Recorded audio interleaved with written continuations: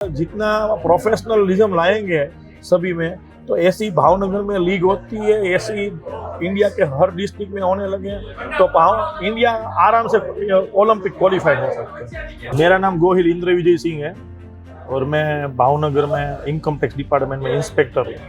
और ये Bhavnagar basketball league हमने 4 साल पहले स्टार्ट की, उसका मैं फाउंडर मेंबर हूँ और ऑर्गेनाइजर सेक्रेटरी हूँ। तो ये भावनगर बास्केटबॉल लीग का आइडिया आपको कैसे आया?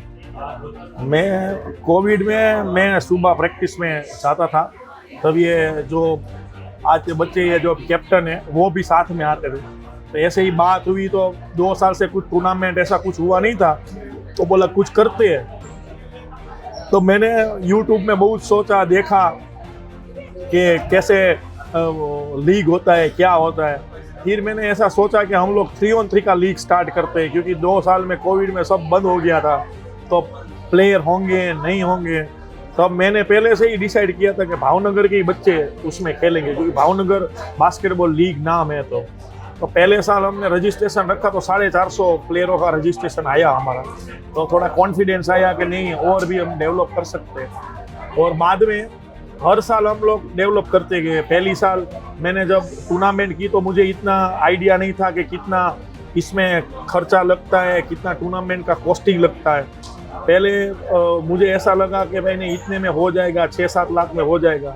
तो पहले साल तो खर्चा ज़्यादा हो गया, क्योंकि हमें इतना आइडिया नहीं था। फिर दूसरे साल हमें थोड़ा पता चल गया कि इतना हमें मिनिमम चाहिए, तभी हम अच्छी लीग कर सकते हैं। पहले साल जब लीग हुई तो हमने किसी प्लेयरों को पैसा नहीं दिया था। नेक्स्ट ईयर मुझे ऐसा लगा कि भाई बच्चे इतना खेलते हैं तो उसको भी कुछ ना कुछ मिलना चाहिए, तो उसके हिसाब से फिर हमने नेक्स्ट ईयर इतना हाई पैसा रखा। मेरे एक फ्रेंड है पंकज भाई भायानी, वो पनीला कैंप के ऑनर है, वो 4 साल से कंटिन्यू करता है। उसने मुझे बोला कि तू थोड़ा विजन खोल, ये कर। मेरे दोस्त है और ये जितने भी ऑनर है वो मेरे दोस्त है, और उसको मेरे पे इतना ट्रस्ट है कि वो नेक्स्ट ईयर का भी हमारा कंफर्मेशन आ जाता है यही साल। मेन स्पॉन्सर कौन है, उसमें कोई 1-2 लोग हम हर साल क्या करते हैं कि 1-2 जो हमारे बहुत खास लोग होते हैं उसको बोल देते हैं कि इस बार आप मत करो, दूसरी नहीं। जैसे बीम्स को हमने इस बार नया चांस दिया। ऐसे एक इंस्टीट्यूट है, स्कूल इंस्टीट्यूट, वो हमारे से जुड़ना चाहता है, तो नेक्स्ट ईयर हम उसका प्लानिंग करेंगे। हमारे उसके साथ मीटिंग है 5-6 दिन के बाद। तो वो बोल रहे हैं कि 10 साल का MOU। तो हमने सोचा कि किसी भी कंपनी के साथ हमें 10 साल का MOU नहीं करेंगे, 3 साल मैक्सिमम, 3 साल से ज़्यादा हम लोग नहीं करेंगे। क्योंकि अब ऐसा लगता है कि एक छोटे से भावनगर में ये क्रेज़ हो गया है, लोग सामने से जुड़ने आते हैं हमारे से।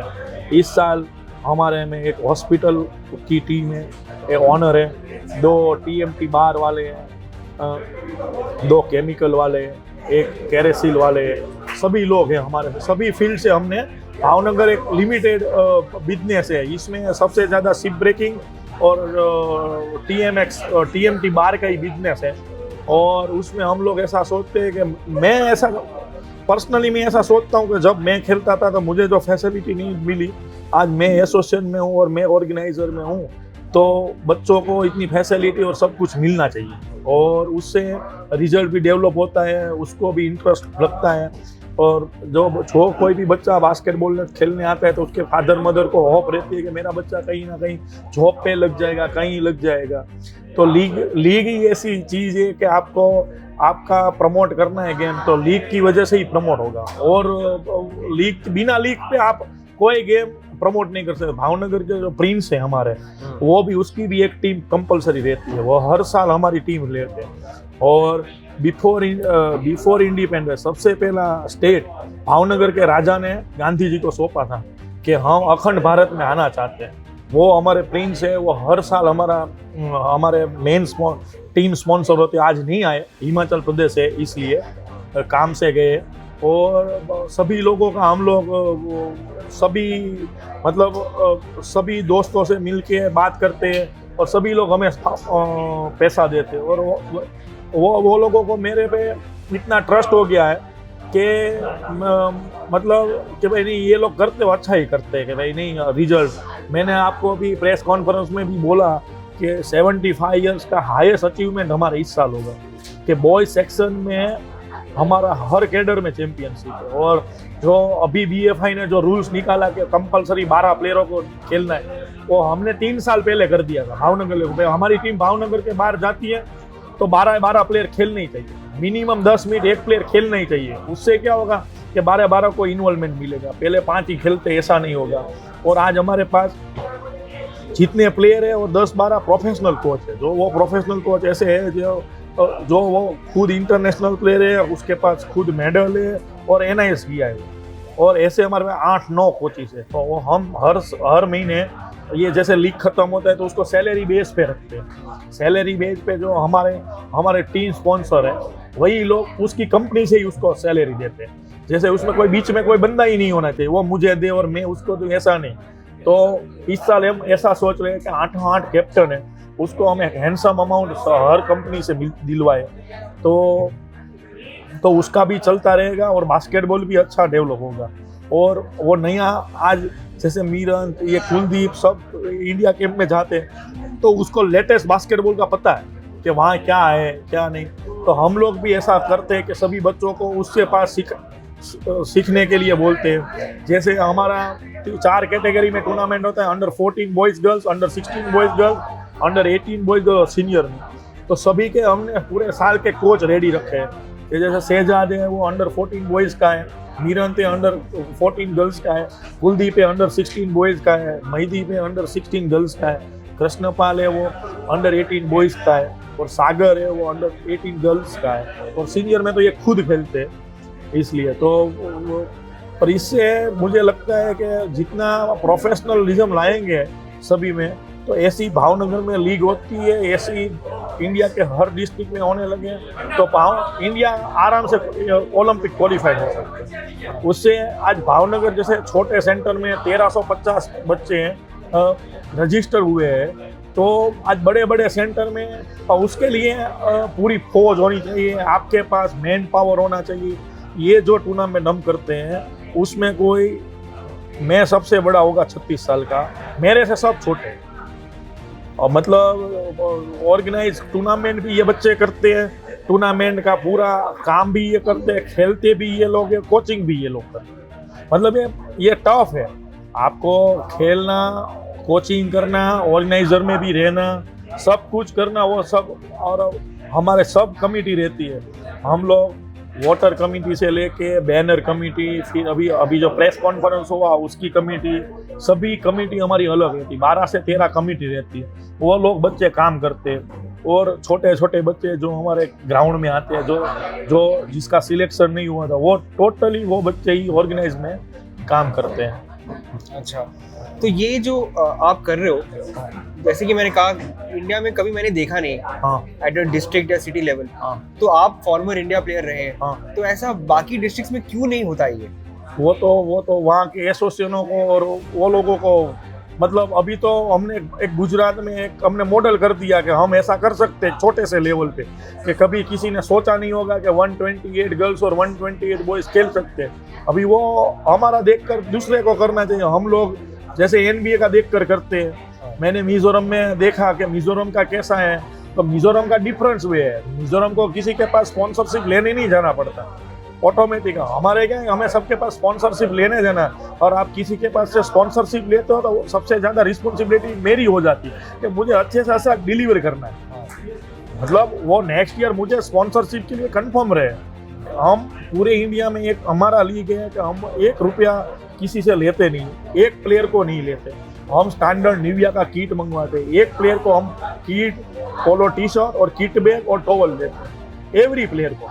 256 प्लेयर को, 128 बॉयज और 128 गर्ल्स। और आपने देखा होगा अभी हमने 8.5-9 लाख रुपए का कैश प्राइज बच्चों को दिया। 8 कैप्टन है, उसको 60,000, फिर 12,000, फिर लड़कियों को मुझे लगता है कि इंडिया में एक भावनगर ही होगा कि लड़कियों को पैसा देता होगा। आप तो सभी जगह जाते होंगे, और हम ऐसा सोचते हैं कि दोनों का स्टैंडर्ड साथ में बढ़ना चाहिए। इसलिए तो अभी जैसे छोटे छोटे दूसरे भी बच्चे हैं, हमारे अंडर 16 में एक लड़का अभी इंडिया कैंप में जाने वाला है। फॉरवर्स इंटरनेशनल स्कूल है जो अभी BFI ने टाइप किया है, उसमें हमारे रोनाल्डो हॉपकिंस करके एक लड़का है, वो जाने वाले हैं। जिगराज अभी इंडिया कैंप में, नियति और आरजी है वो अंडर 18 की इंडिया गेम में जाने वाली है।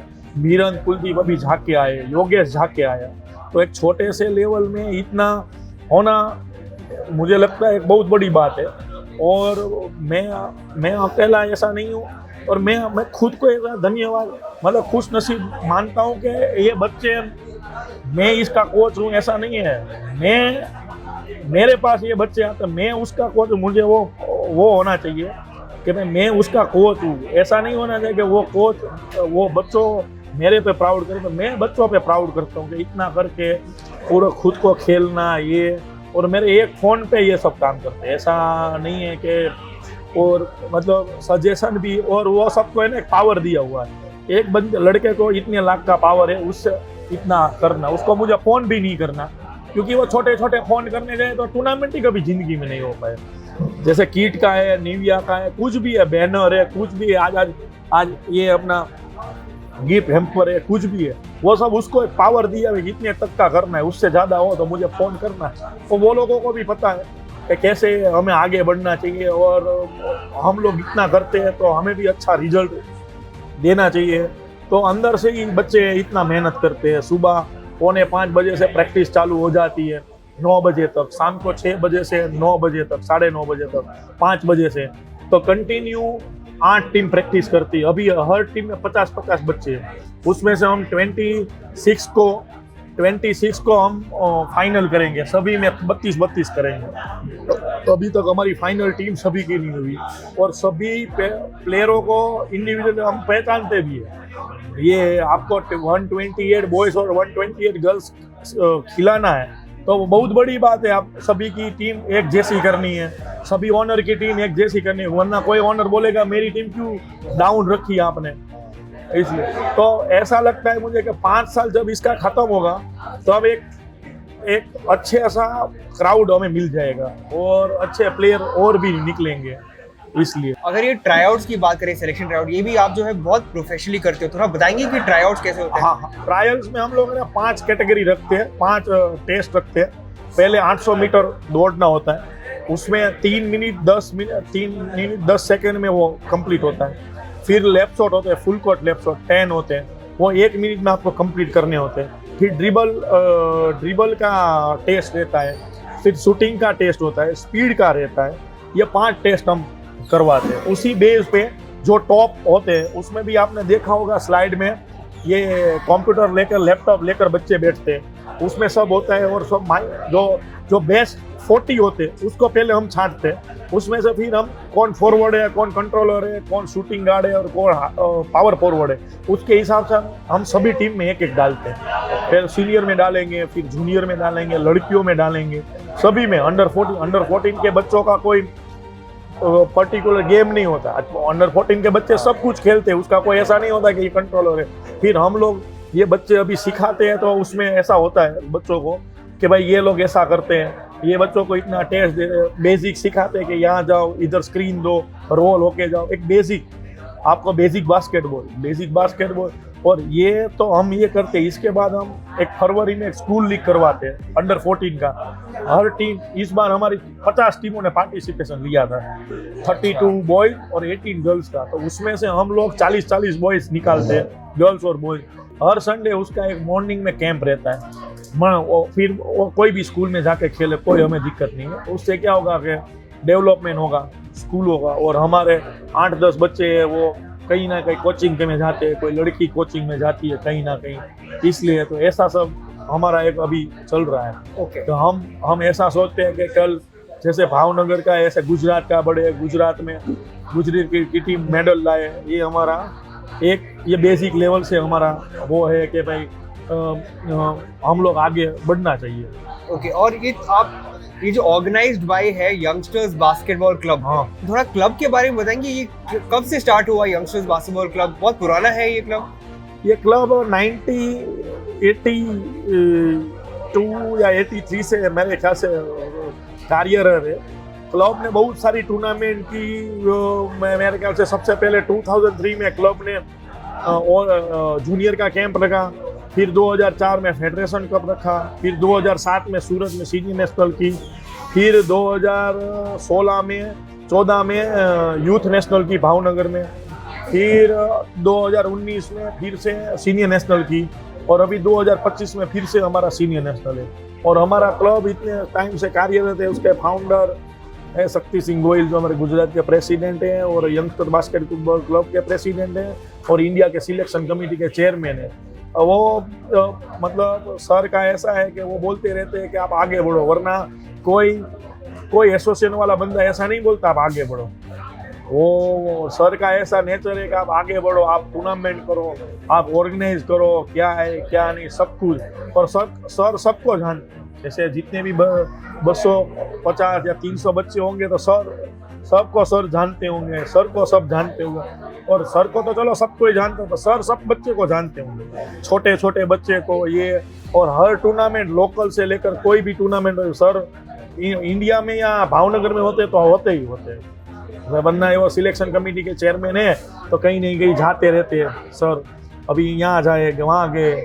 तो आखिरी कोई मैसेज आपको, जो BBL सीजन 4 है, तो पिछले सीजन से इस बार फर्क क्या है, क्या नए इंप्रूवमेंट्स आप लाए हैं इस बार? नया इम्प्रूवमेंट तो ऐसा है कि हम अंडर 16 में गए थे अभी स्टेट खेलने, तो जो अंडर 16 में जो बच्चे आए हैं वो फर्स्ट BBL खेले थे 4 साल पहले। तो वो फर्क हमें वहाँ दिखाई दिया कि हमारी टीम और वो उसकी टीम में फिटनेस लेवल और सेंस में बहुत चेंज आ गया, क्योंकि लीग खेलने से। और वो आपको वो टूर्नामेंट में दिखता है।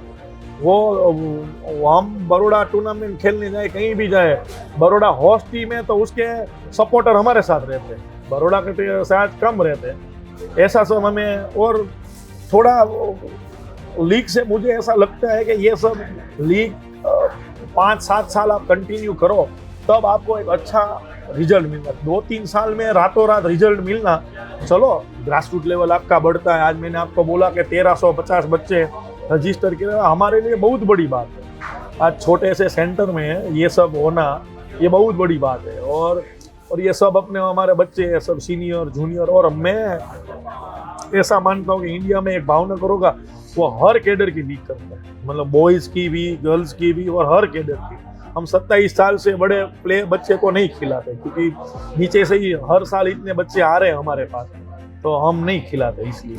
ओके, एंड योर लास्ट में, क्योंकि आप जैसे कि आपने कहा भावनगर एक छोटा शहर है, हाँ, तो एक पॉइंट आएगा जो सैचुरेशन जो कहते हैं, इससे ज्यादा बढ़ नहीं पाएगा लीग। तो आपको ये डर है कि मतलब कहाँ तक बढ़ पाएगा भावनगर? नहीं, वो अब तो मुझे इतना कॉन्फिडेंस हो गया। और तो मतलब मुझे आप मतलब गॉड का ब्लेस मेरे पे रख दो या कुछ भी है, या ये बच्चों का मतलब आशीर्वाद मिलता होगा, या दुआएं मिलती होगी, मुझे कुछ भी, मुझे अभी कंफर्म हो गया मैं कितना भी प्राइस रख लूँ तो मिल जाएगा मार्केट से पैसा। तो अब तो हमारा BBL का ये नाम हो गया है भावनगर में कि मैं कहीं भी खड़ा हो जाऊँ तो पैसा तो मुझे आराम से मिल जाएगा। ऐसा कोई दिक्कत नहीं है कि मैं आज 10 लाख का भी टीम रख दूँ तो लोग रख लेंगे। पर एक वो इसलिए हम नहीं बढ़ाते कि एक भावनगर छोटा सिटी है और कुछ नहीं मिल रहा था तो ये स्टार्ट करें, धीरे धीरे स्टार्ट करेंगे। कल कोई मल्टीनेशनल कंपनी हमारे साथ जुड़ेगी, कुछ ना कुछ जोड़ेगी कोई ना कोई। अब भावनगर में जैसे निरमा कंपनी है तो हमने उसका भी अप्रोच किया था। तो वो सब क्या है कि मेन जब तक आप CEO को नहीं मिलते तब तक आपको वो स्पॉन्सर में नहीं मिलते। ये सब मेरे दोस्त हैं, ये जब भी जितने भी ऑनर हैं वो मेरे दोस्त हैं।